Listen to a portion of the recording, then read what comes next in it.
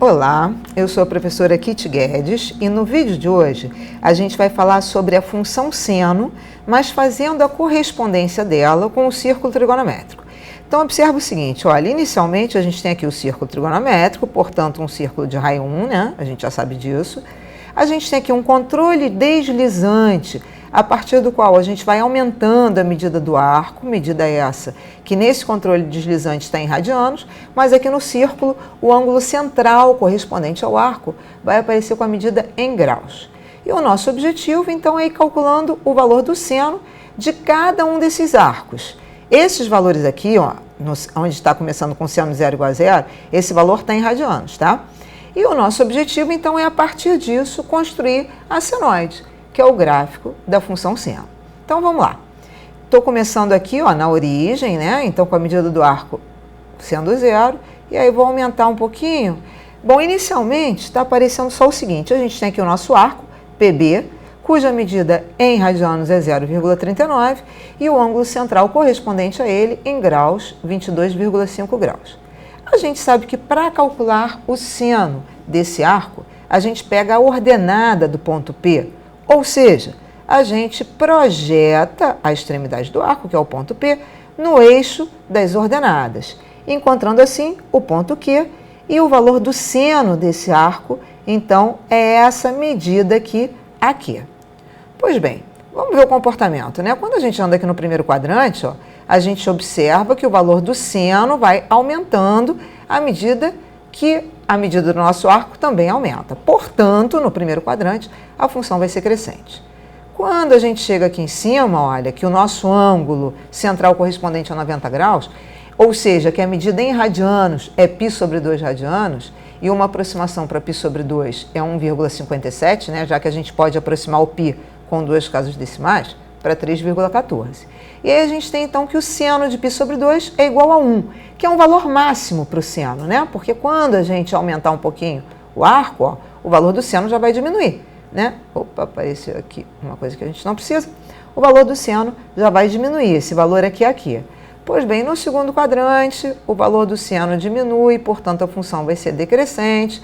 No terceiro quadrante, o seno ficou negativo, a função continua sendo decrescente, porque o valor em módulo está aumentando, mas como ele é negativo, é ao contrário, né? Quanto maior o módulo, menor é o número, até que a gente chega aqui embaixo, ó, no 3π sobre 2 radianos, que o ângulo correspondente ao ângulo central, né, é 270 graus, aqui a gente tem um valor mínimo de menos 1, né? O seno menos 1, esse 4,71 é uma aproximação para o 3π sobre 2. E a gente passa para o quarto quadrante, e aí o valor do seno continua sendo negativo, e agora a função é crescente, já que ele é negativo, está diminuindo em módulo, então é crescente. Pois bem, mas qual é a novidade aqui?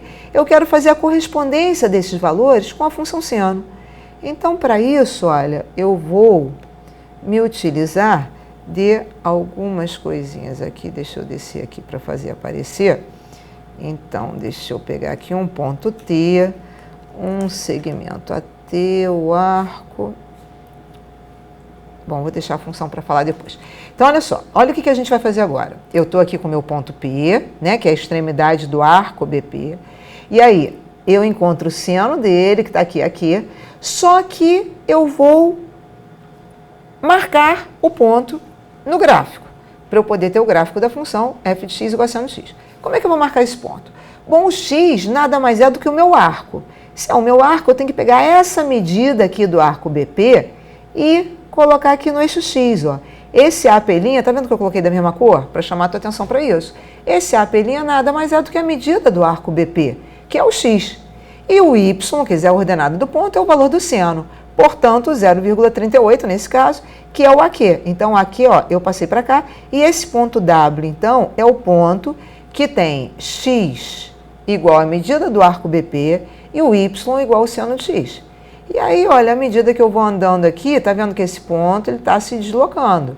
E o deslocamento dele, quer dizer, a trajetória dele, nada mais é do que a nossa senoide, que a gente vai fazer aparecer agora.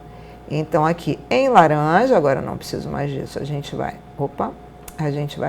fechar isso aqui, porque a gente não precisa mais Pois bem, então, ó, agora a gente vai ver a nossa senoide. Vamos só parar aqui num momento, aqui da nossa senoide, só para a gente entender o que está acontecendo. Eu parei aqui num ponto máximo, né? Que é quando o seno é igual a 1. Está aqui, seno de 1,57, que é a aproximação para π/2, igual a 1. Pois bem, vamos entender aqui. Esse AP', então, o que é mesmo, hein? Ah, esse AP' é o X. Se ele é o X, ele é o comprimento do arco BP. Então, observa que está na mesma cor. Aí, vou aumentar o arco, ó. Aumentei o arco, tá vendo? Esse comprimento aqui, AP' é o comprimento desse arco BP, a medida desse arco BP em radianos. E assim por diante. Então, aquilo que eu falei, ó, sobre no segundo quadrante a função ser decrescente, tá vendo? Olha, e essa medida aqui, P2'W, que é essa medida aqui, AQ, que é do seno.